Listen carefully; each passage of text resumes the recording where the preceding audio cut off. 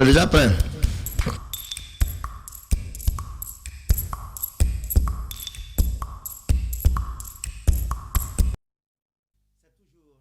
De vous savoir nombreux devant votre petit écran pour attendre cette émission et la dévorer tous les dimanches quand il est 18h30 sur Espace TV et en Guinée et partout dans le monde. Merci de nous préférer ainsi et bienvenue dans votre émission de ce dimanche 30 mai 2021. Dialogue politique en Guinée. Parlons-en encore ce dimanche avec les acteurs politiques pour ce numéro. Depuis la semaine dernière, il a été nommé un secrétaire permanent sous la présidence du Premier ministre chef du gouvernement, Fodé Bangoura, président du PIP, à peine nommé. C'est le jugement sur la personne de l'homme qui semble noyer l'essentiel même du débat, alors que les questions devraient porter plutôt sur comment porter le débat, quel TDR pour le cadre, comment meubler le cadre de dialogue, le débat, il faut le dire, le regretter, que le débat s'attarde sur la personne. Alors, quelle lecture font ces jeunes activistes politiques que nous recevons ce soir? Vous allez le savoir tout à l'heure dans cette émission. Alors que les questions, je le disais, et on ne peut pas comprendre aujourd'hui que tout tourne autour de la personne, alors que de l'autre côté, on a de la matière auquel il faut s'attacher. Éventuelle hausse du prix du carburant à la pompe, la question au centre de tous les débats. Cette semaine, il a fallu la sortie détaillée en homme politique et économique, le président du PADES, Dr Ousmane Kaba, pour que le gouvernement se mette en ordre de bataille pour justifier cette éventuelle augmentation du prix du carburant dans notre pays. Comment tout cela est perçu par les acteurs politiques? Nous en recevons ce soir et on en débattra. Et puis une lueur d'espoir pour une normalisation du domaine des loyers en Guinée.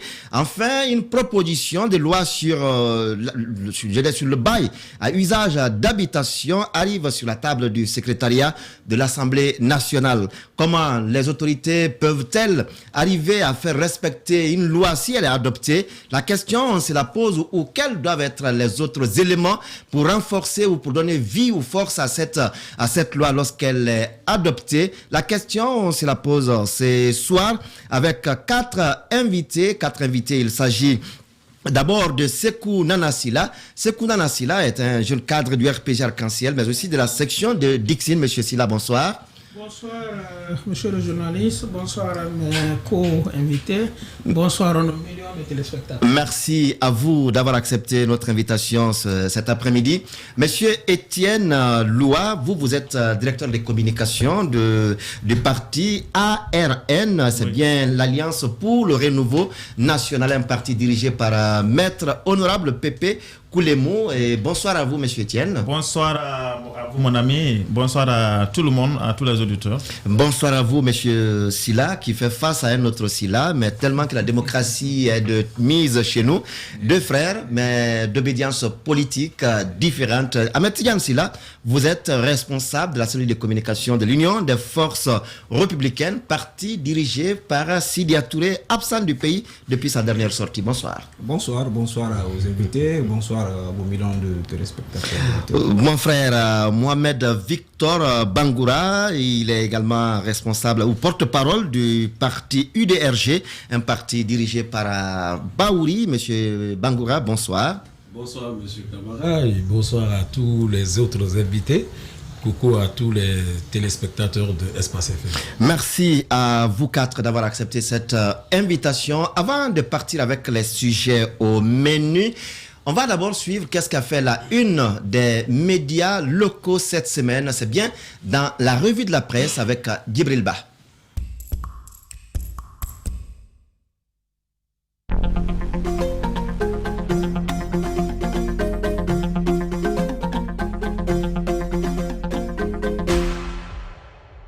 Bonsoir. À la une de la presse guinéenne, Zakaria Koulibaly lève l'équivoque sur la subvention du carburant, titre Guinée 114, quand l'État, par le biais de la fiscalité, décide de renoncer une partie de ces taxes pour que le consommateur achète à un prix inférieur au prix normal. C'est ce qu'on appelle subvention, précise le ministre des Hydrocarbures dans les colonnes du site. Il n'a pas manqué d'expliquer d'autres conséquences de la subvention du carburant qui en réalité bénéficierait aux plus gros consommateurs qu'aux citoyens lambda et favoriserait un trafic vers des pays limitrophes préjudiciables à l'économie. La subvention du prix des produits pétroliers, c'est une vérité économique établie face à la démagogie selon Thibou Bar à sa une Guinée 7.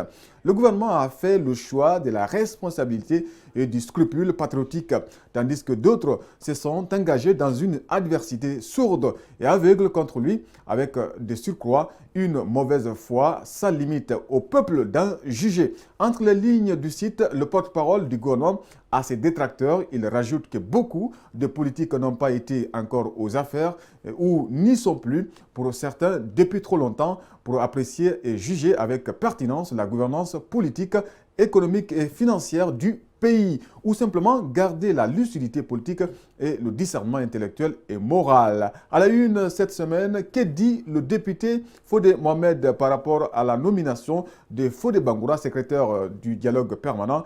Écrit Guinée News, dans l'absolu, c'est une bonne chose d'aller vers la décrispation, que ce soit lui ou une autre personne. Il est temps, oui, d'aller à l'essentiel et ça passe par mettre en place une structure pour ce faire. C'est une personnalité du Sérail qui a eu à occuper de multiples fonctions, tant au niveau gouvernemental qu'auprès du président Lansana Conté, a dit le député cité par notre confrère. Le site d'enquête et d'investigation inquisiteur.net de rapporter que l'opposition est pour, mais à condition, il faut que le pouvoir accepte d'abord de ne pas monopoliser le dialogue puisqu'on sait qu'il n'ira nulle part, explique Badiko sur la page du site. Dialogue politique et social, les vérités de Badiko, titre Guinée News.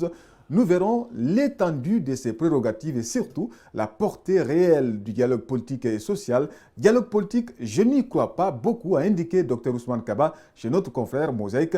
Il est quand même aujourd'hui très difficile d'amorcer le dialogue quand on sait que beaucoup de responsables du parti UFDG sont emprisonnés et que beaucoup d'autres sont interdits aussi de voyager. À la une également des journaux guinéens, Alpha Condé reconduit l'état d'urgence sanitaire.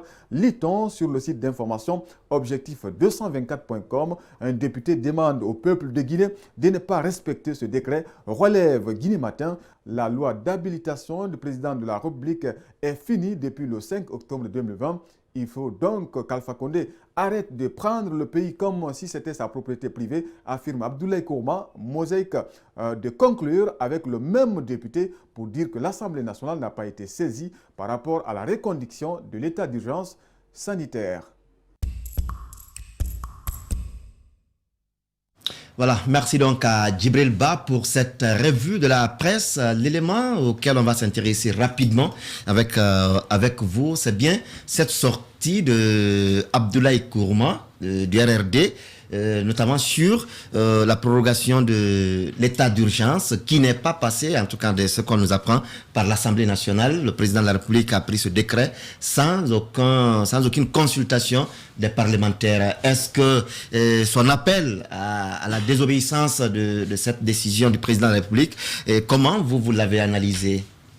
Je dirais qu'une désobéissance civile réclamée par un député, c'est un peu contradictoire. Parce que nous disons que c'est eux d'abord. Même l'Assemblée actuelle est à contester, elle n'est pas légitime. Par rapport à tout ce qui s'est passé, si aujourd'hui un des députés de l'Assemblée dit qu'il réclame au peuple de Guinée de désobéir à une loi, manifestement, je ne sais pas... À un décret. À un décret. Et j'ai dit que, par contre, j'ai entendu quelque part un autre de l'Assemblée qui dit que le décret a été soumis au président de l'Assemblée et que les autres députés à l'hémicycle ont aussi statué là-dessus. Donc, mais quel que soit le cas de figure, je dirais que l'état d'urgence sanitaire, si c'est pour les mesures sanitaires, pour renforcer la santé de la population, nous disons que le décret est salutaire, mais si le décret c'est pour juste fatiguer la population dans un cadre purement rétrécir les libertés, nous disons que nous devons revoir parce que la Guinée, nous sommes à l'abri quand même. Mais en réalité, vous êtes un acteur politique, vous êtes un observateur de la vie nationale. Est-ce qu'aujourd'hui, à votre avis, l'état d'urgence a lieu d'être? Non, je dirais parce que la maladie circule plus pendant la journée et les écoles sont ouvertes, les universités, les marchés. Alors, la nuit, il y a moins de fréquentation si ce ne sont que des noctambules et ceux qui ont... ils sont aussi nombreux, hein? Oui, mais ils sont très peu parce que le lendemain, avec cette... philosophie nouvelle que nous entendons, gouverner autrement, les visites inopinées du chef d'État, le matin déjà, tout le monde court vers la ville pour aller au travail. Donc, je dirais que franchement, les mesures barrières sanitaires que nous avons actuellement, l'état d'urgence, ça ne sert peu à la population, ça sert très peu. Oui, Sekouna Nassila, cette sortie d'Abdoulaye Kourouma, mais aussi cette décision, ce décret du président qui prolonge encore l'état d'urgence, mais aussi, on a vu quand même un allègement du couvre-feu qui commence désormais des horaires à 4 heures du matin. Écoutez, contrairement à Honorable Kourouma, d'autres députés disent avoir travaillé sur ce projet de décret. Je pense que ce qui devrait l'emporter ici, c'est la nécessité qu'il y a aujourd'hui pour notre pays de vulgariser les mesures barrières. C'est extrêmement important. Aujourd'hui, l'état d'urgence est décrété dans plusieurs pays. Ce virus, coronavirus, a aujourd'hui des variantes qui font peur, qui sont beaucoup plus meurtrières. Il est important et nous avons déjà, je crois, la maladie chez nous. Vous allez faire un effort de parler un peu plus fort. Non, ne vous inquiétez pas. Nous avons déjà la maladie dans nos murs. Oui. Je pense que ceux qui ont la responsabilité devant Dieu, devant le peuple, devant l'histoire, de veiller à la préservation de la santé des citoyens, c'est bien le pouvoir exécutif. On ne prend pas ce décret parce qu'on a envie de prendre, mais on le prend simplement pour préserver la santé des citoyens. Et arrêtons de politiser ça, c'est une réalité. Mais c'était quand même, c'est le principe que cela soit soumis à l'Assemblée nationale avant de passer à sa prorogation. Maintenant, si lui il trouve que ce n'est pas passé là... Oui. Contrairement à Honorable Kourouma, d'autres députés disent avoir été saisis. D'accord. Oui, Monsieur Loua, Monsieur Loua Etienne, vous avez suivi cette sortie de Abdoulaye Kourouma. Mais d'abord, est-ce que vous pensez que l'état d'urgence aujourd'hui a lieu d'être en Guinée avec la régression quand même du taux de contamination? Oui, merci Monsieur Daouda. Bon, moi, à mon avis, je crois que le couvre-feu, le prolongement du couvre-feu profite aux gens en uniforme. Ça, c'est leur avantage. Ah bon? Oui, parce qu'aujourd'hui, quand vous sortez, vous restez dehors jusqu'à 0h, alors il faut payer 5 000 francs à chaque barrage. Et au moins, sur 10 km, vous allez avoir au moins 3 à 4 barrages. Donc, tous les agents sortent pour chercher leur prix de source. Ça les profite. Le jour qu'on va dire qu'il n'y a plus de couvre-feu, il y a des gens qui vont pleurer. Ils vont dire, mais non, notre business est gâté. Alors, mais le problème qu'on se pose, la question qu'on se pose est de savoir, alors, des horreurs à 4 heures du matin, qu'est-ce qui se passe avec cette maladie de Covid-19? Est-ce que c'est en ce moment que la maladie est accélérée et la contamination est plus dangereuse? Sauf que cette décision n'est pas propre qu'à la Guinée, c'est partout dans le monde entier. Bon, d'accord, nous sommes d'accord qu'il y ait ces mesures pour permettre à la population de se protéger, mais si c'est à 0 heure qu'il faut mettre les barrages partout et que pendant la journée, les magasins sont bombés, les bus sont bombés, les gens ne portent pas les bavettes, les marchés sont remplis, les écoles sont remplies. Alors, je me dis vraiment, il faut qu'on se pose des questions, puisqu'on ne peut pas se révolter contre la décision du président de la République, mais on se pose des questions. À quoi profite cette mesure barrière pour une restriction des des mesures de 0h à 6h. Moi, je dis que ça n'a pas assez d'importance pour la population à partir du moment où ça empêche certaines personnes même de trouver de quoi manger, puisque vous savez, il y a les boîtes de nuit, il y a des restaurants qui fonctionnent la nuit.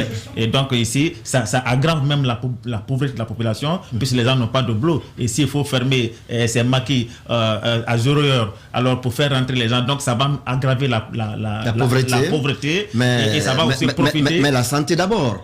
Oui, Monsieur Sila Ahmed Tidiane, je rappelle que vous êtes responsable des communications de l'UFR, l'Union des forces républicaines. Oui, cette décision, comment vous l'avez trouvée? Ce décret du président. Ce décret du président de la République, on a l'impression que le variant guinéen de Covid ne circule que la nuit. Oui. Voilà, et aujourd'hui, je crois qu'il faut mettre l'accent sur la vaccination, ce qui est plus important, sur les mesures barrières. Mais on a vu ici, on a interdit les prières nocturnes la nuit, alors que les vendredis, les mosquées sont bombées. Oui. Donc, ce qui veut dire qu'il y a une incohérence entre les décisions de l'État et le vécu des populations. Je crois que c'est une véritable préoccupation. Les populations s'inquiètent. Écoutez, les opérateurs culturels aujourd'hui se plaignent, même ceux qui ont les petits business s'en plaignent parce qu'on prend des mesures, mais il faudra une cohésion entre les décisions prises par l'État et vraiment ce qui doit être appliqué. D'accord. Alors, c'était le rapidement, on va continuer sur l'autre sujet. En fait, la journée, les gens sont censés être lucides. Et le port des bavettes, si vous remarquez, est plus ou moins suivi par les agents de sécurité. Mais la nuit, dans les heures tardives, les gens qui viennent dans les boîtes, c'est pour boire. Pas forcément. Non, permettez, la plupart, en tout cas, des cas Est-ce que vous allez en boîte? Ah ben parfois je sors. Vous buvez? Je ne bois pas. Alors non, moi je ne bois pas. Non, il veut soutenir toujours la décision. Il faut soutenir la décision, même si c'est une décision impopulaire, il faut soutenir. D'accord. Si on s'écoute, c'est mieux. Oui, je vais simplement préciser que ceux qui sortent la nuit, ceux qui sont noctambules, souvent c'est l'alcool, c'est le laisser aller. Et les gens ne voyaient pas le nombre qui vient dans les boîtes. Après, ils retournent dans les familles. Voilà. Mais est-ce que vous savez aussi qu'il y a des boîtes qui fonctionnent actuellement la journée? Mais je vous dis, la journée, il y a des agents de sécurité partout. Mais... Vous interpellez si vous ne portez pas votre bavette, etc. D'accord. Oui, rapidement. Je vais juste signaler, parce que vous ne pouvez pas poser la question, cette cacophonie au sommet, au niveau de l'Assemblée nationale. Vous avez des députés qui se disent l'Assemblée a été consultée. C'est pas passé. C'est pas passé. Voilà, ça résume tout ce que ça veut juste dire ici que l'Assemblée nationale que nous avons est un antichambre de la présidence de la République. Vous avez vu les contextes dans lesquels cette Assemblée a été installée ici. Écoutez, ce que se réclament les députés aujourd'hui, écoutez, ce sont des sièges qui ont été distribués comme des galettes. On était là le 22 mars. Tout le monde a vu comment ces élections se sont passées. C'était une élection qui n'était pas légitime. Les populations ne sont pas sorties pour donner la vie. Voilà, si les gens se sont retrouvés là-bas aujourd'hui et qu'ils se rendent compte que... On vous dira que c'est à Conakry et quelques villes. Hein. Non, écoutez, nous sommes des Guinéens. Vous êtes les médias, vous avez envoyé les reporters à l'intérieur du pays. On a vu ce qui s'est passé. Aujourd'hui, vous avez une assemblée à 99% RPG et les autres qui sont là, on a décidé de les donner des postes, un siège, 2 sièges, 3 sièges. On ne peut pas quand même vous donner des sièges si vous ne participez pas à une élection. C'est une façon de colorer. C'est une façon de colorer. Écoutez, ici, accompagner le pouvoir en place et pour donner l'impression. Alors, non, c'est vous qui avez ouvert. Oui, rapidement sur le couvre-feu. Je disais que si le couvre-feu aussi pouvait servir à renforcer la sécurité de la population, on pouvait saluer la chose parce que malheureusement, malgré qu'il y ait le couvre-feu à Conakry, la population est toujours victime d'insécurité. Alors que nous devons ressentir cela parce qu'il y a les barrages à chaque 10 mètres de... Effectivement, ça devait être... malheureusement, il y a le kidnapping, il y a la rate, il y a l'agression avec armes. Ouais. Alors, le couvre-feu devrait servir aussi à renforcer la sécurité des Conakricains. D'accord. Oui, on va changer à présent de sujet. Parlons de ce dialogue politique. Aujourd'hui, je le disais, depuis la semaine dernière, il a été nommé un secrétaire permanent du cadre de dialogue politique et social. Mais visiblement, les débats tournent plus sur la personne du secrétaire permanent, alors qu'il n'est qu'un exécutant. Pas la première responsabilité ou le premier responsable du cadre de dialogue, c'est le Premier ministre chef du gouvernement. Fodé Bangoura, sa personne retient tous les débats. Et aujourd'hui, concrètement, le débat que je souhaiterais qu'on pose, c'est comment ce débat doit être mené, qu'est-ce qu'il faut mettre là-dedans et quel caractère il doit avoir. Monsieur Étienne Loua. Oui, merci beaucoup, Monsieur Daouda. La question est très bien posée. Mais moi, je ne vois pas la question sur l'angle sur lequel tu as abordé le sujet. Parce que moi, je me dis que le cadre de dialogue qui est mis en place, qui est dirigé par Fodé Bangoura, c'est un faux débat. Non, il est secrétaire permanent. Le président, c'est le Premier ministre. Bien sûr. Donc, moi, je dis que c'est un faux débat. Ah bon?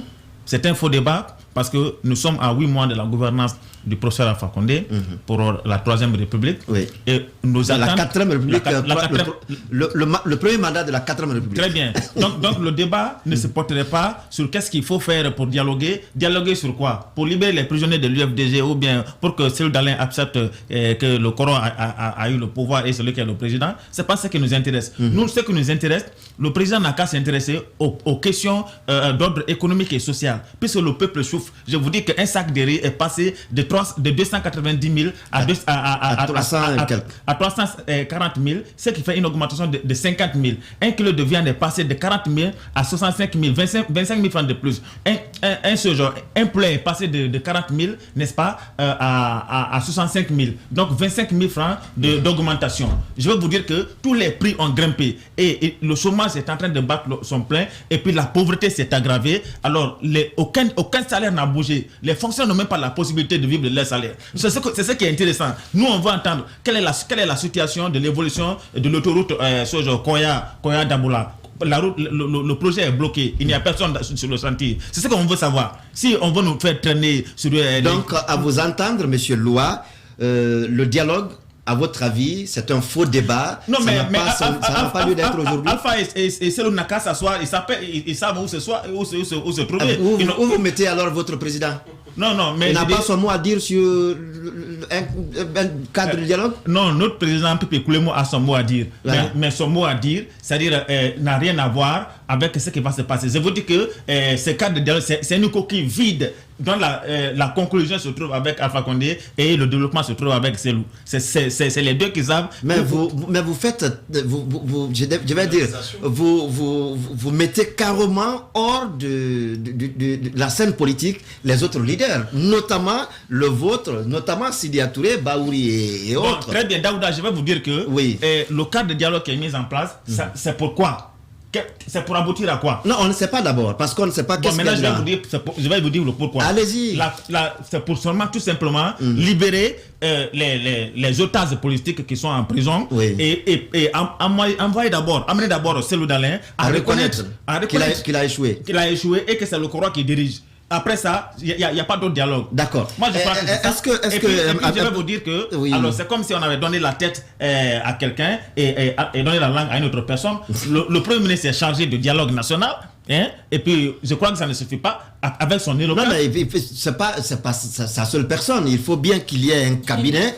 Et dans ce cabinet, il faut un secrétaire permanent et d'autres membres. On a d'autres choses à faire, on a d'autres besoins qui est plus que ça. D'accord. On va revenir tout à l'heure puisqu'on aura le maximum de temps pour en parler. Nous sommes en train de retarder. D'accord. Le peuple souffre, les choses ne marchent pas. Ahmed Tidiane Sylla. Il faut accélérer le développement. Ahmed Tidiane Sylla, on sait que votre président, il a été l'un des précurseurs, si on peut le dire ainsi, à parler de l'ouverture d'un cadre de dialogue dans notre pays. Aujourd'hui, Alpha Condé, c'est quand même une bonne volonté exprimée à aller vers ce dialogue. Voilà pourquoi il a pris un décret pour d'abord instituer le cadre de dialogue politique et social, nommer un président de cadre qui est le Premier ministre. Mais aujourd'hui, on a un secrétaire permanent. On attend les autres membres qui vont ameubler le cadre de dialogue. Est-ce que vous vous dites que votre appel a bien été entendu? Bon, écoutez, je crois qu'il faut apporter des précisions. Et le dialogue politique, c'est quoi? C'est une volonté d'abord du chef de l'État. Alpha Condé l'a exprimé. Non, c'est une volonté du chef de l'État qui fait un appel solennel à tous les fils du pays pour construire un État, pour aller vers l'unité de la nation. Ça c'est l'esprit même du dialogue. Oui. Le dialogue ne se fait pas en excluant un groupe de Guinéens ou en excluant ceux avec lesquels tu n'es pas d'accord. C'est le cas aujourd'hui. C'est pourquoi, quand vous avez parlé tout de suite là du dialogue qui avait été annoncé dans la déclaration qu'on a eu à faire, on a demandé à ce qu'il y ait un dialogue national. Oui. Et ce dialogue national avait pour objectif de faire appel aux forces vives de la nation. Les forces vives de la nation, c'est quoi? Ce sont les partis politiques, ce sont la société civile, les religieux, la diaspora, ainsi de suite, pour que tous les Guinéens aient pris de paix, de justice, qui parlent de la Guinée, qu'on se retrouve autour de la table pour parler de notre pays. Il ne s'agissait pas d'exclure un certain nombre de Guinéens. Ce que nous avons vu avec ce décret sur le cadre de dialogue, vous avez vu, d'abord, l'opposition n'a pas été consultée pour mettre un cadre de dialogue. Et quand vous voyez l'organigramme de ce cadre-là, vous n'êtes pas sans savoir où on a mis des postes. On a dit on donne 2 postes à l'opposition, 3 postes à la société civile, 4 postes. Voilà. Donc, vous avez l'impression qu'on a créé un service qu'on a fonctionnalisé, dont on va doter de budget, de moyens de fonctionnement. Et les gens se retrouveront ici comme des fonctionnaires qui sont là, qui vont obéir aux décisions du chef de l'État ou du Premier ministre. Donc ça, un dialogue ne se fait pas dans ce cadre-là. Vous voulez faire un dialogue sincère. On est au 4e ou 5e dialogue.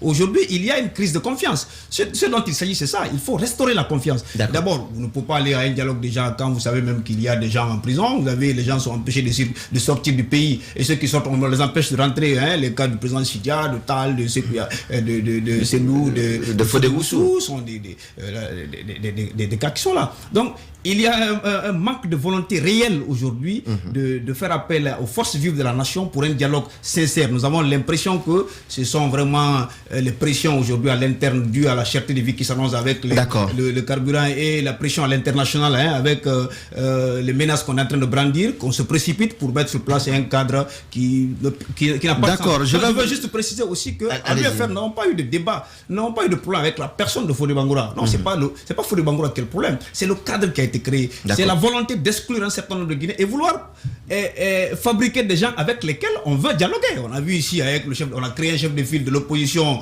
de toutes pièces, voilà, et puis ce débat on va revenir là tout à l'heure. On va y revenir tout à l'heure.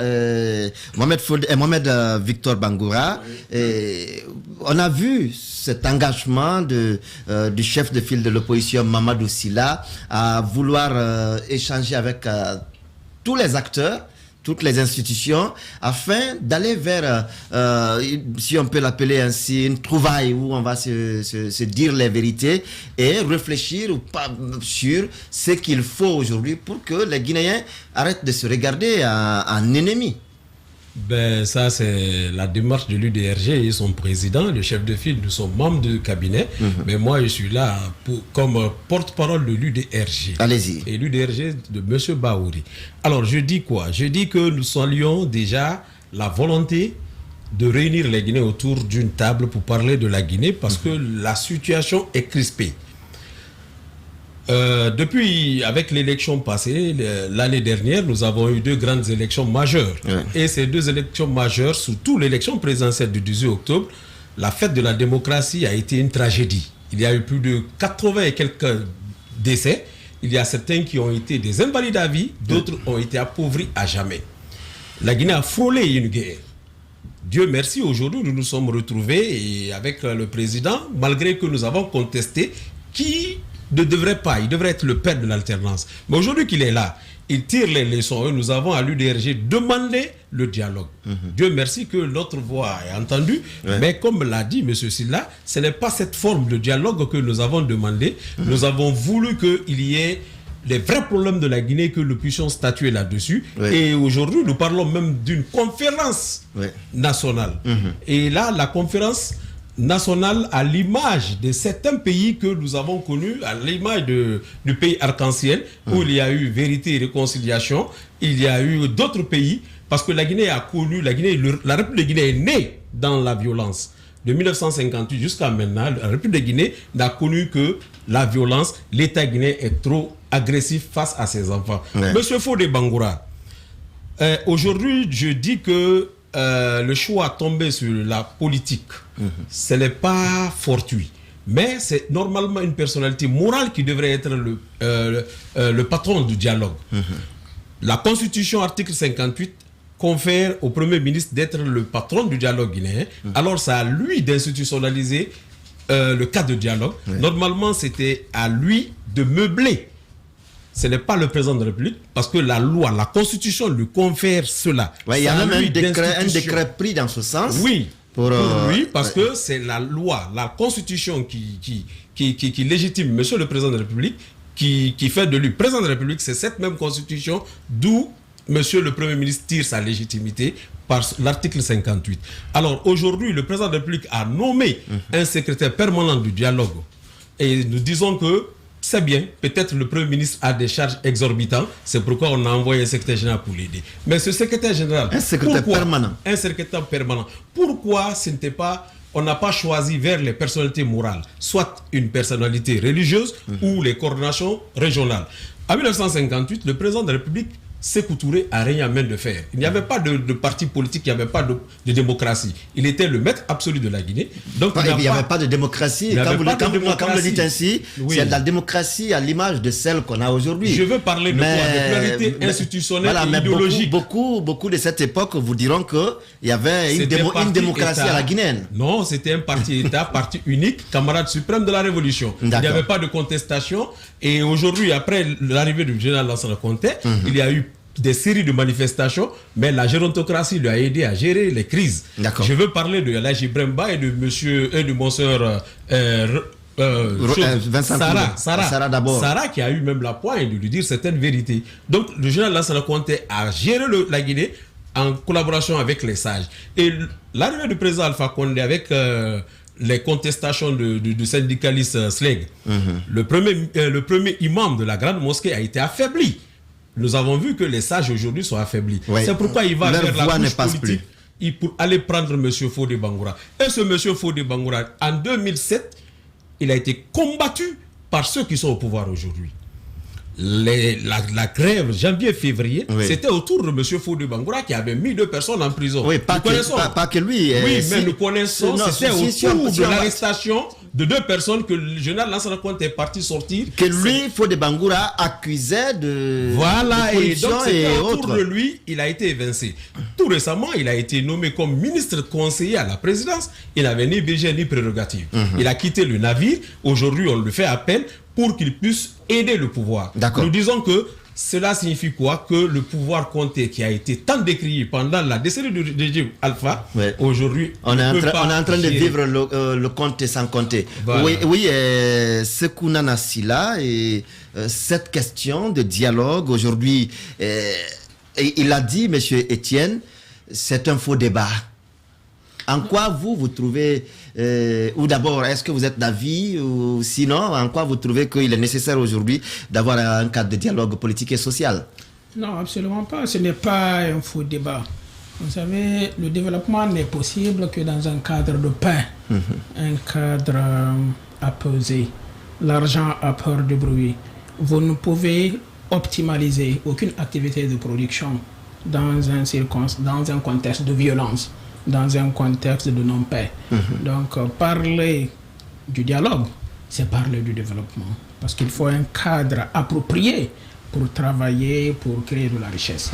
Donc, s'agissant de ce dialogue-là, je pense qu'aujourd'hui, on ne peut pas s'inscrire dans une logique. C'est mon modeste avis que d'envoyer des formations politiques dans cette petite structure administrative qui doit être là pour recueillir des points de vue, pour écrire, etc.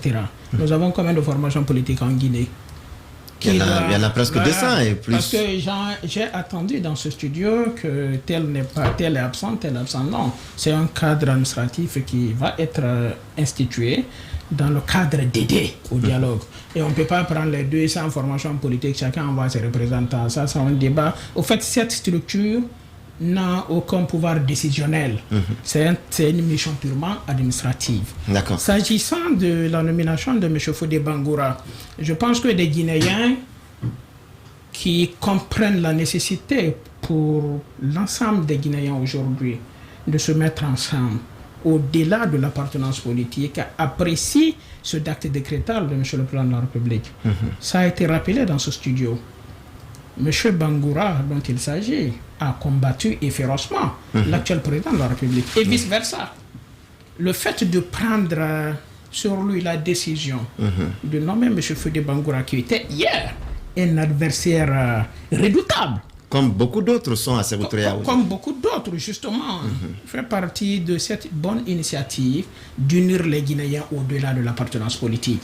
La nomination, c'est une chose. Le fait d'accepter cette mission pour la patrie par M. Fodé Bangoura est un acte tout aussi à saluer. Et il est important en tant que Guinéen qu'on comprenne ceci. Qu'on aime le président Alpha Condé ou pas, si on doit parler de la Guinée d'aujourd'hui et de demain, on est obligé de parler avec lui. Qu'on aime M. Cellou Dalein Diallo, qui est l'un des classiques du pouvoir Lansana Conté, qu'on l'aime ou pas, si nous devons parler de la Guinée aujourd'hui d'un point de vue politique, on est obligé de parler avec lui. Parce que incontestablement, il est leader d'un parti politique, d'un grand parti politique. C'est au même titre que Sidya Touré. Au fait, ce sont les acteurs actuels.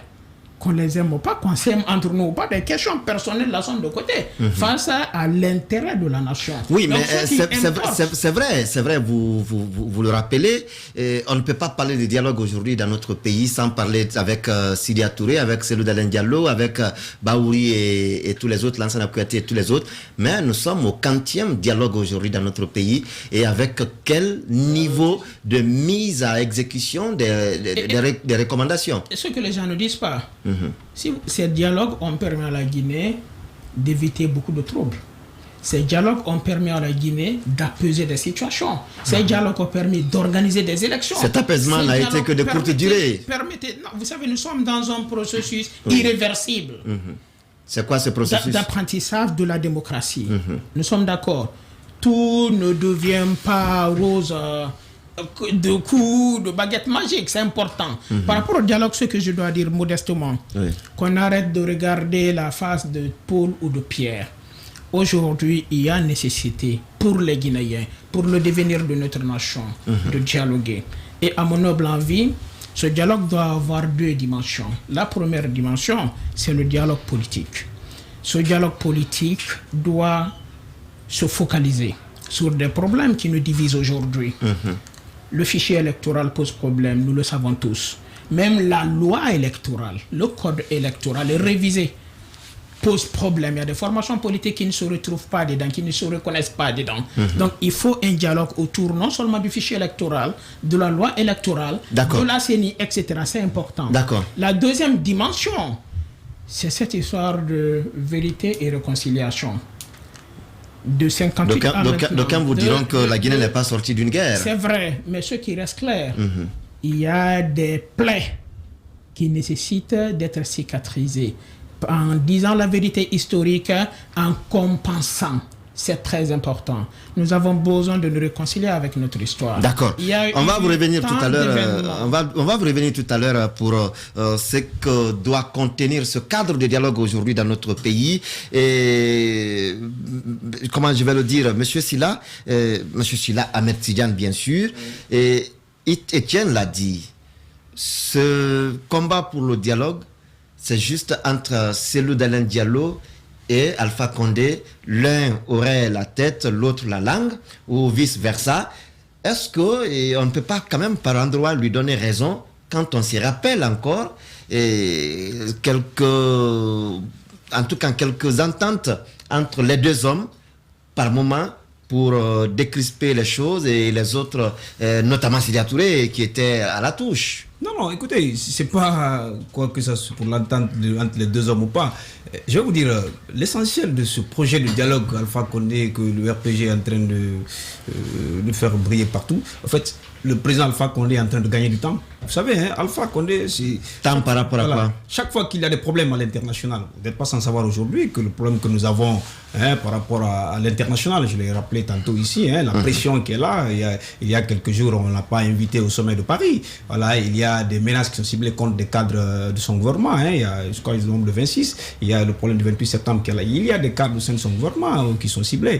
Vous avez les problèmes internes aujourd'hui. Aujourd'hui, on annonce l'augmentation du prix du carburant. Là, aujourd'hui, lui-même, ils ont annoncé que cette année, la vie sera très difficile pour les Guinéens. Donc, il y a des plaintes à l'intérieur. Donc, tout ça là, on essaye de trouver des situations pour apaiser, parce qu'on sait, quand on parle de Fodé Bangoura, écoutez, c'est quelqu'un qui appartenait quand même à un parti qu'on appelle PUP. Et le PUP, vous n'êtes pas sans savoir que le fief du PUP, c'est une certaine région qu'on appelle la Basse-Guinée, où on ne voudrait pas qu'il y ait assez de bruit, où on voudrait prendre des gens pour aller parler aux sages, pour dire, calmez-vous, attendons, la situation va s'améliorer. Donc c'est pourquoi nous avons estimé que si nous voulons faire un dialogue, c'est parce que le dialogue c'est un appel solennel à l'unité du pays. Ça, vous n'excluez pas les gens, vous dites pas, écoutez, parce que je ne suis pas d'accord, attention. Mais est-ce qu'il y a exclusion? Est-ce qu'il y a exclusion? D'abord, le cadre qui a été mis sur place. Quand vous voulez faire un dialogue, vous faites appel aux forces vives de la nation, vous discutez du cadre. Aucun parti d'opposition ou aucune force opposée, que ce soit force sociale opposée à Alpha, au gouvernement en place, n'a assisté à la mise en place de ce cadre-là. On nous a sorti. Non, mais ce n'est que l'architecture d'abord. Mais il faut la meubler. La mise en place de cette architecture doit être légitime. Les gens doivent se reconnaître. Il a rappelé tout de suite là. Vous faites une architecture, vous dites l'opposition, vous avez 2 places. La société civile, vous avez 3 places. Et en même temps, vous créez un chef de file de l'opposition qui ne représente pas l'opposition en réalité. Voilà, que vous ne reconnaissez pas. Que vous ne reconnaissez pas. C'est un fait. Mais c'est que vous ne le reconnaissez pas, mais à l'Assemblée nationale, c'est celui qui a le plus de nom. Vous savez, le concept de chef de file de l'opposition, c'est un concept créé dans les pays socialistes par des chefs d'État socialistes pour diviser l'opposition. Ça, on connaît cela. Je vais vous dire, alors quand vous dites que vous avez 2 places pour l'opposition, vous avez un chef de file déjà qui se voit d'abord une place, et puis après, vous avez quand même des partis majeurs dans ce pays-là. Vous avez des leaders majeurs dans ce pays-là. Donc, comme il a rappelé, on ne peut pas parler de la Guinée sans ceci. D'accord. Voilà, vous avez des... D'accord. Ça c'est un. Deuxièmement, vous choisissez un secrétaire permanent, vous ne consultez personne. Quand même, c'est un homme politique. Le dialogue, il est important parce que le dialogue, la finalité, c'est d'apporter la paix, la justice, renforcer les institutions et la démocratie, ainsi de suite. Donc pour ça, vous faudrait bien consulter les gens.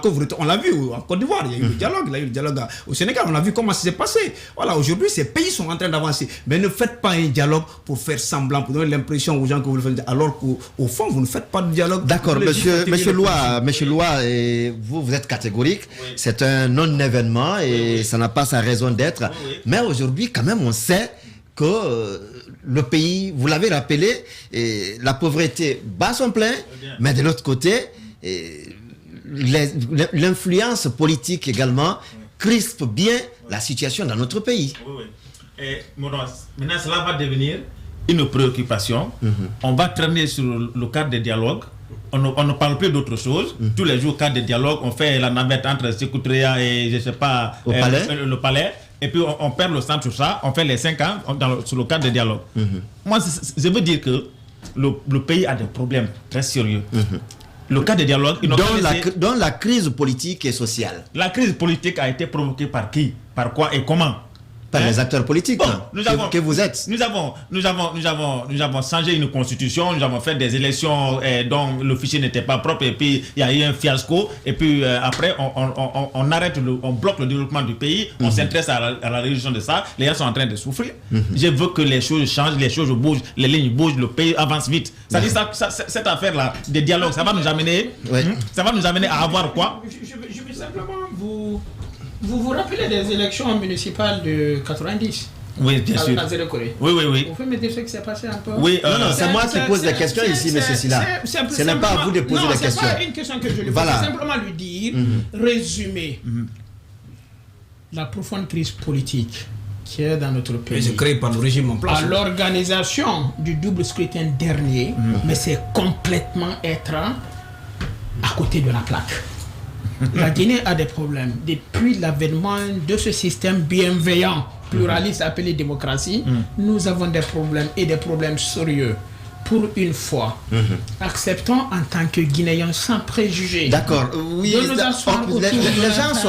gens sont bien prêts à accepter de se retrouver autour de la table, mais de l'autre côté aussi, ce qui est réclamé le plus souvent, c'est la mise en œuvre des recommandations quand même. Oui. Il y a un projet de société qui a été vendu et on a dit prospecter, partager.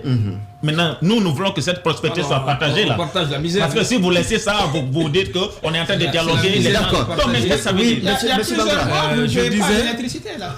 Monsieur Bangoura, oui, ça, c'est La Guinée ne se résume pas à Conakry. voilà, monsieur, oui, Sauf que ce La que tu parole- ne sais pas, la parole est à monsieur l'électricité, Bangoura. c'est l'électricité Monsieur aujourd'hui, Silla. c'est quasiment alors, la monsieur- base Guinée, la moindre Guinée. Monsieur Silla, Monsieur Ladesila, nous ne sommes pas sur l'électricité, nous parlons du dialogue politique. Restons sur le dialogue politique et social. Je parlais des conclusions issues de ces précédents dialogues aujourd'hui, dont on attend quand même de savoir à quel niveau on a réussi quand même à mettre en œuvre les recommandations. C'est ce qui fait douter plus d'un des Guinéens par rapport à ce dialogue qui est projeté. Parce qu'il y a eu beaucoup de dialogues précédents et les rapports finaux de ces dialogues n'ont jamais été concluants et respectés. C'est par rapport à ça, nous posons la question qu'il est impératif pour M. Fodé Bangoura, l'actuel secrétaire permanent, de sillonner tous les QG. Que ce soit des forces vives, comme il l'a dit, les partis politiques, les syndicats, les confessions religieuses, tous les QG, pour parler au moins sur quoi nous allons dialoguer, parce que nous ne connaissons pas d'abord. Mais il est impératif que les prisonniers politiques soient libérés ou qu'ils soient jugés pour connaître leur sort. Okay. Parce que nous ne pouvons pas appeler, comme certains l'ont dit, le dialogue doit être inclusif. Ouais. Inclusif Et sincère. et sincère. Et ce dialogue, la main tendue, la volonté doit venir du président de la République. Parce qu'il a obtenu un 3e mandat, mais il sait comment il l'a obtenu. Le RPG ne doit pas croiser les bras au palais pour dire que nous avons eu la victoire. Non, c'est maintenant.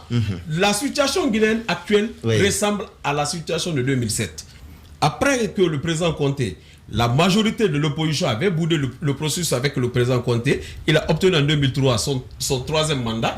Il est resté au pouvoir, mais nous avons vu des séries de manifestations jusqu'à l'insurrection populaire. D'accord. Des 30 préfectures sur 33. Oui. Alors, il est impératif pour le RPG de faire le dialogue, le profil bas, pour qu'il y ait le calme afin de dérouler. Parce qu'à la fin du mandat du président, le RPG et le président Condé ne pourront jamais dire que c'est l'opposition qui les a empêchés de développer leur une minute avant qu'on ne parte avec... en une minute, aujourd'hui, qu'est-ce que concrètement on peut mettre dans ce cadre où chacun pourrait se reconnaître dans les conclusions? Premièrement, le problème du fichier électoral. Qu'est-ce qu'il faut? Faut-il reprendre totalement le recensement électoral? Faut-il parfaire le fichier qu'on a? Ça nécessite d'exister dans les recommandations. Dans les recommandations. C'est sur quoi nous devons dialoguer. Aujourd'hui, ça saute aux yeux qu'on doit parler de la CENI, parce que toutes les formations politiques ne se reconnaissent pas dans la CENI. Donc, il faut parler Et de la tout le CENI. monde ne peut pas être là aussi. Non, je ne dis pas que tout le monde doit être là. Oui. C'est pourquoi ça doit faire objet de dialogue. On doit échanger autour. Et ce qui peut permettre à la Guinée de parfaire ces processus électoraux, que cela soit maintenu. Et on doit parler de la loi électorale parce qu'elle divise, tout le monde ne se reconnaît pas. Voilà les éléments concrets qui doivent faire objet de dialogue. Et peut-être à cela, on peut ajouter le problème des chefs de quartier parce qu'aujourd'hui, techniquement, il est impossible de choisir les chefs de quartier comme cela existe aujourd'hui dans nos Même lois. si ce processus n'est pas encore... Donc, mais une minute ne sont pas finies. Pour finir rapidement, c'est moi qui ai chronométré. Non, je l'ai chronométré ici. Je suis surpris d'entendre ici que les conclusions des autres dialogues ne servaient à rien. S'il y a quelque chose qu'on a reproché, même au sein de l'Europe Arc-en-Ciel, au professeur Alpha Condé, c'est de diriger par consensus. Losoni Camara a quitté la tête de la CENI. Pourquoi? Parce qu'il y a eu le consensus, il y a eu le dialogue. Bakary Fofana est parti. Pourquoi? Parce qu'il y a eu le consensus. Le RPG est arrivé jusqu'à renoncer à certaines de ses places à la CENI. Au profit de l'opposition pour donc le dialogue avec... Non, mais la CENI, c'est la machine. D'accord. La machine. Monsieur Silla, alors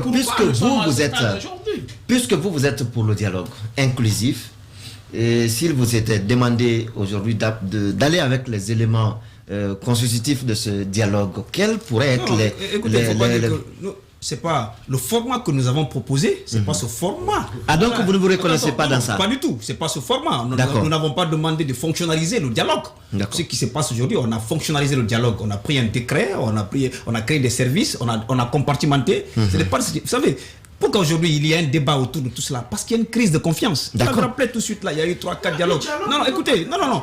Pour mettre fin à tout cela, pour mettre fin à cela, il faut faire. Non, il n'y a pas d'exclusion dans le dialogue. Quand vous excluez les gens, aujourd'hui le pays est bloqué économiquement. Qui est exclu de quoi? Je veux dire, écoutez. Non, soyez concret. Qui est exclu de quoi? Aujourd'hui, et l'opposition en majorité, et la société civile en majorité, les syndicats sont exclus de ce cadre-là. Le format même qui a été donné. Qui s'est retrouvé, attention. Mais ça n'a pas commencé d'abord. Oui, mais ça n'a pas commencé, mais il y a un cadre qui a été défini. Il y a un schéma qui a été donné. Si vous étiez appelé aujourd'hui dans l'ameublement. Non, mais l'ameublement ne nous concerne pas. Comment vous pouvez comprendre que dans un ameublement, on vous dit l'opposition a 2 places, la société civile a 3 places, mais les 2 places là, c'est quoi? Quel est cet opposant qui va être là? Voilà, l'opposition parlementaire a une place, l'opposition extra-parlementaire a une place. Oui, puisque vous dites que c'est un faux débat, donc on ne peut pas vous demander qu'est-ce qui doit être dedans. Oui, monsieur Bangoura, rapidement, en 1 minute sur cette question.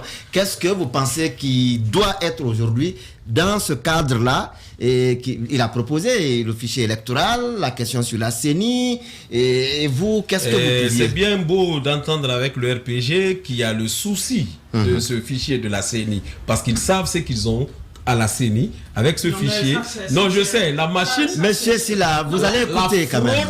La fraude saute aux yeux, c'est flagrant avec la CENI.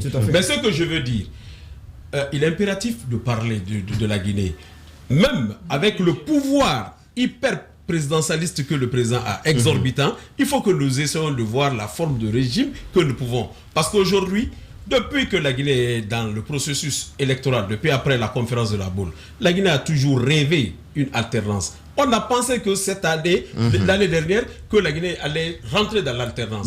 Mais avec le pouvoir exorbitant de chef d'État, ce sont les dieux sur terre. Alors, si c'est cela, il faudrait que nous essayons de revoir pour diminuer un peu le pouvoir. Merci à vous sur cette question. On n'en aura plus à dire sur ce sujet. On va aller sur l'autre sujet, le deuxième sujet. On va l'aborder juste après cette virgule.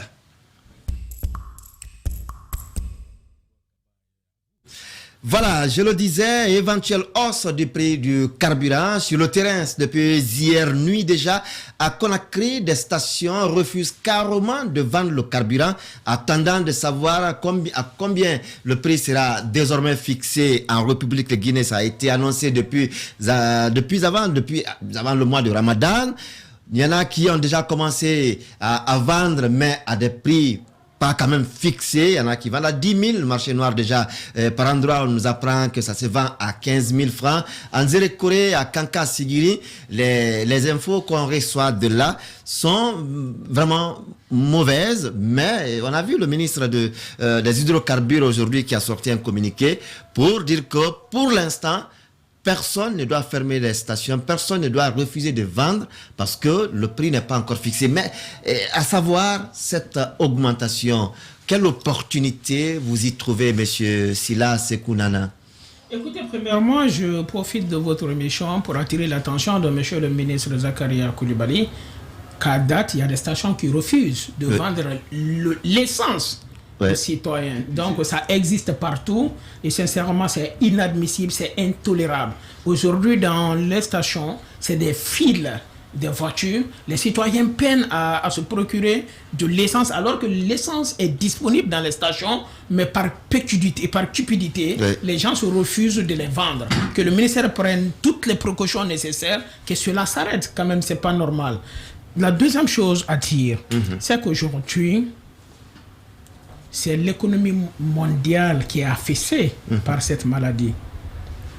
On a vu aux États-Unis, pour sortir, en tout cas pour supporter, n'est-ce pas, les conséquences de cette pandémie d'un point de vue économique, il y a des mesures fortes de financement de l'économie qui existe, sur le coût de milliards de dollars, dans tous les pays quasiment, nous sommes un État pauvre.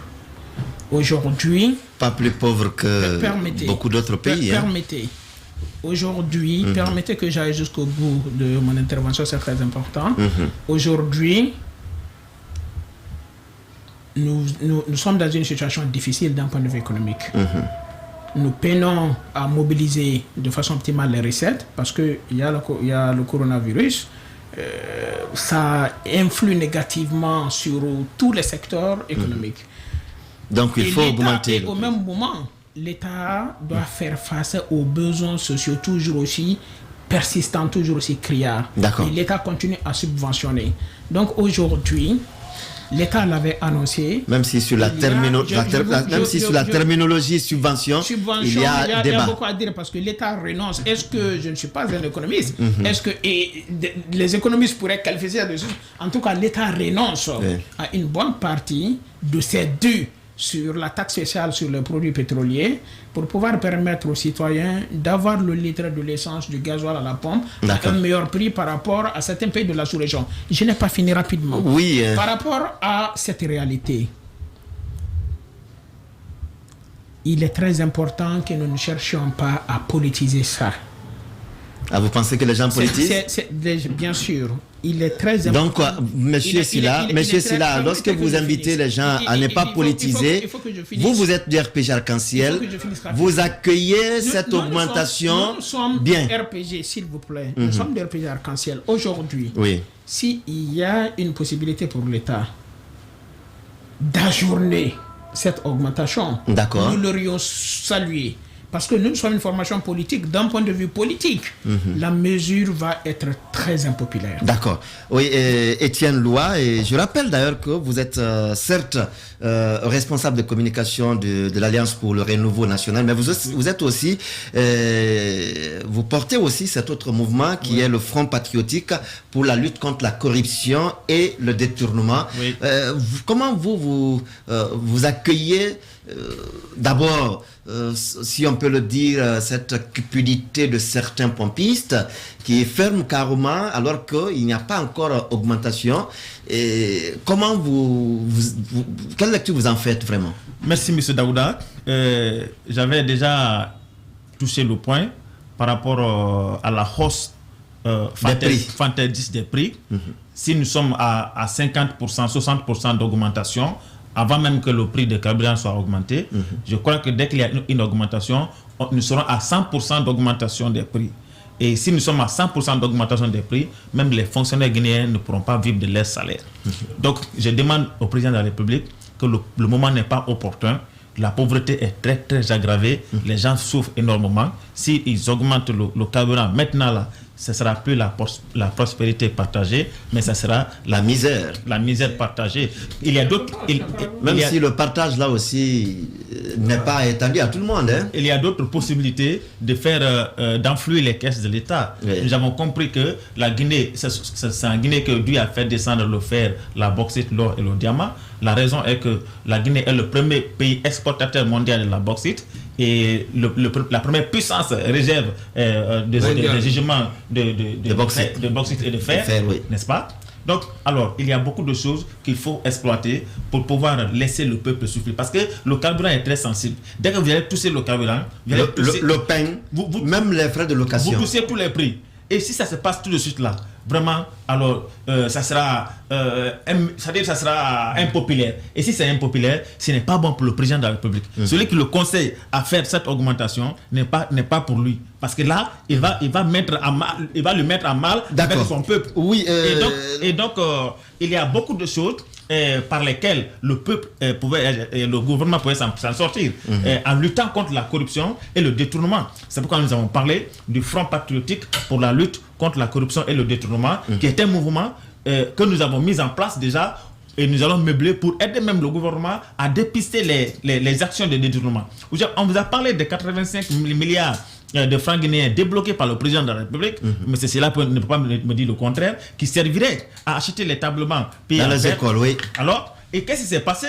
Alors, cela pouvait servir à faire asseoir 340 000 élèves pour 170 000 tablements en République de Guinée. Mais qu'est-ce qui s'est passé? Les gens ont pris les 85 milliards, ils ont payé quelques tablements, meublé quelques écoles de Somphonia et de Lambani, n'est-ce pas? Alors, pour aller filmer et aller tromper le président de la République pour lui dire voilà, nous avons couvert. Mais appeler la DPE de Lola et de Massanta de Séguéré, ils n'ont pas vu.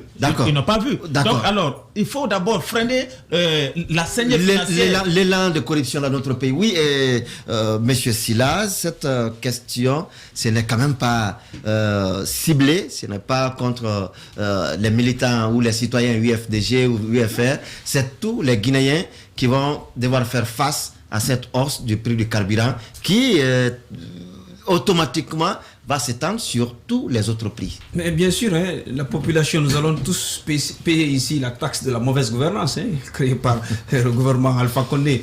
Nous sommes face à un état néant. Quand j'apprends que les gens peuvent fixer les prix à la pompe comme ils veulent au niveau des stations, qu'il y a des gens... Écoutez, cet état guinéen a toujours fonctionné comme ça. Là. Ce n'est pas qu'au niveau aujourd'hui, au niveau du... Allez-y dans les administrations publiques. Oui. Voilà, c'est du méli-mélo. Voilà, l'administration fonctionne à l'envers. Donc, il y a ce problème-là. Le président Sidi a toujours dit ça, que la présidence de la République n'est pas un centre d'apprentissage. Voilà, vous venez avec vos compétences, vos qualités. Ça fait 10 ans que nous vivons dans la mauvaise gouvernance. Aujourd'hui, nous sommes en train de voir les conséquences de cela. Ce qui est en train de se passer. On a sorti la dernière, je crois que si vous avez suivi les réseaux sociaux au niveau FND, on a sorti la structure des prix. Ce qu'on est en train de vendre aux Guinéens pour dire que l'État subventionne le carburant, c'est faux. C'est pas vrai, l'État ne subventionne pas. L'État gagne plutôt de l'argent sur le carburant. L'État gagne 2232 francs sur chaque litre de carburant qui est pompé à la pompe au niveau des stations. Le prix de revient auquel est payé le carburant au niveau du port, c'est autour de 5 000 francs, 5 300 et quelques. Quand vous ajoutez les taxes et autres là, c'est autour de 1400 et le reste là, c'est qui gonfle. Mais le ministre porte-parole du gouvernement dit que vous n'avez connaissance de rien. Oui, mais écoutez, attends, c'est pas quelqu'un qui n'a pas son bac qui va nous expliquer ça. Vous avez quand même écouté un docteur Ousmane Kaba quand même, voilà, je veux dire, tu peux ne pas l'aimer, mais c'est l'un des meilleurs économistes. Et puis écoutez, aujourd'hui, nous sommes dans un monde ouvert. Voilà, on ne peut pas, on connaît sur le marché mondial le prix auquel le carburant est acheté, voilà, la transaction pétrolière, on le sait, voilà. Donc les documents sont là et puis nous avons eu accès quand même à des documents du ministère de l'Hydraulique, nous savons. Donc l'État aujourd'hui veut faire payer à la population, comme je l'ai dit tantôt, la taxe de la mauvaise gouvernance.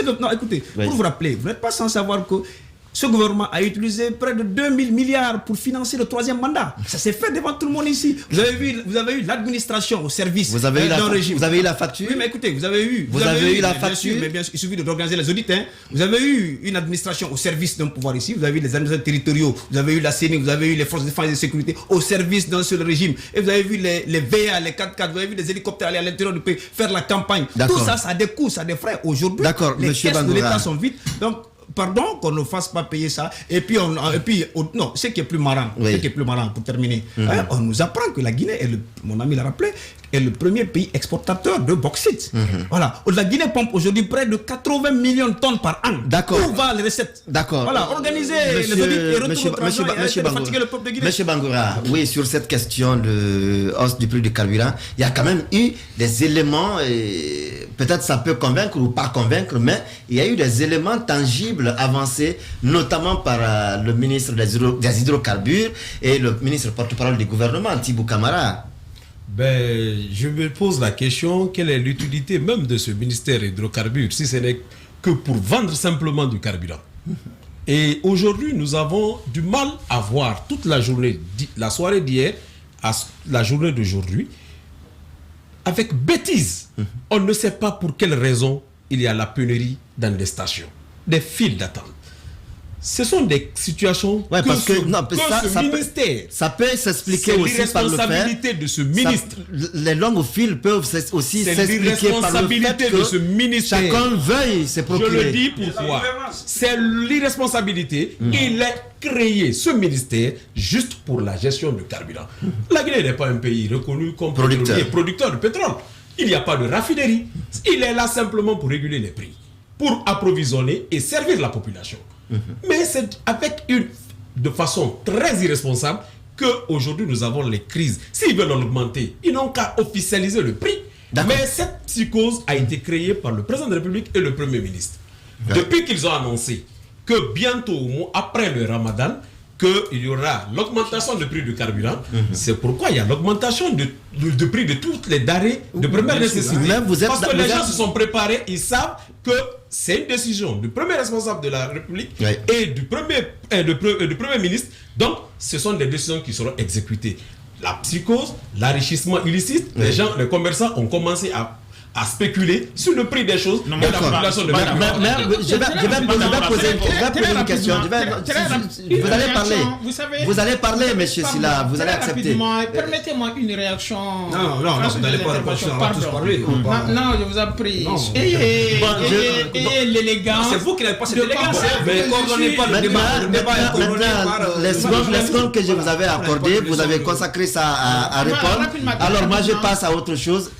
L'autre explication qu'on puisse donner à cette question ou à ces longues files dans les stations, c'est aussi quelque part chacun voulant avoir le carburant au prix actuel avant l'augmentation. Ça peut s'expliquer quand même. Oui, mais c'est ce que je dis. Ça, c'est parce que le président de la République et le premier ministre ont annoncé avant la décision. D'accord. Il faudrait que ils n'ont pas préparé les mentalités. Et le ministre devrait aussi être responsable avec ses cadres pour au moins approvisionner les stations. Oui, rapidement. Très rapidement. Je suis quand même surpris de comprendre dans ce studio qu'un État, en demandant aux citoyens de payer des recettes fiscales et non fiscales, c'est de l'arnaque, ça vraiment, c'est une autre dimension du débat. Mais personne ne l'a dit ici. Si, M. Silla l'a dit. Il a dit comment? Un État n'est fort que des prélèvements qu'il fait. Un État n'est fort. Si c'est utilisé à bon escient. Un État n'est fort que dans la mobilisation des recettes fiscales et non fiscales. Si elles sont investies pour améliorer les conditions de vie. Et en Guinée, l'assiette, les prélèvements ne sont pas utilisés pour améliorer les conditions de vie des citoyens. Je suis désolé. Et ce que nous devons dire sincèrement, c'est vrai qu'il y a un temps pour faire la politique, mais ayant un temps quand les circonstances l'exigent, qu'on sort de sa petite personne, qu'on voit l'État. Oui, c'est effectivement, c'est la hausse du prix du carburant, c'est pas politique.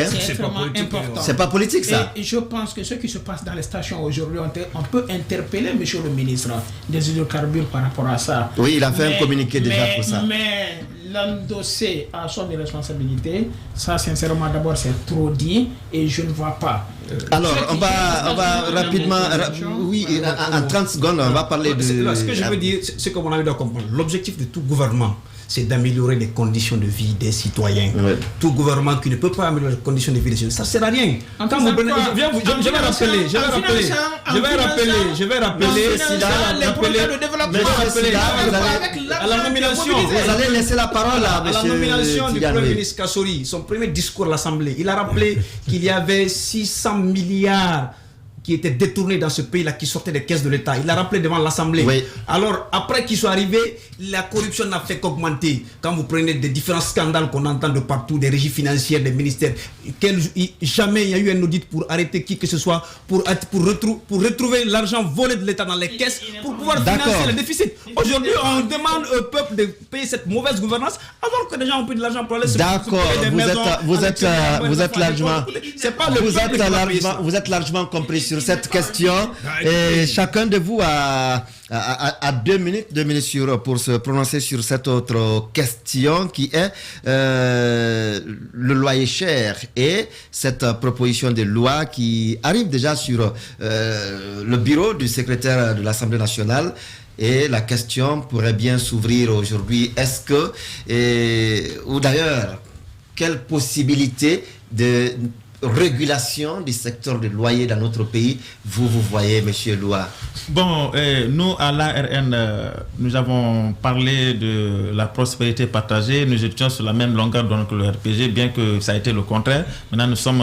donc vous êtes des trahis d'ailleurs du RPG? Bon, oui, parce que... je parle de la philosophie politique. C'est à vous, on a distribué des sièges à l'Assemblée. Non. Nous, on a eu la magistrature suprême, n'est-ce pas? Et, pardon, nous avons eu des voix, je veux dire cela. Donc là n'est pas la question. D'accord. Moi, je reviens, quand je parle de prospérité partagée, je veux dire que nous, à l'ARN, nous avons aussi une politique d'enrichir, de prospérer la population pour faire sortir le peuple de la misère. Nous, on a pensé que le RPG était sur cette voie. Et si nous voyons que c'est la misère partagée, ça devient le contraire. Alors, nous avons fait, le RPG a fait 10 ans au pouvoir.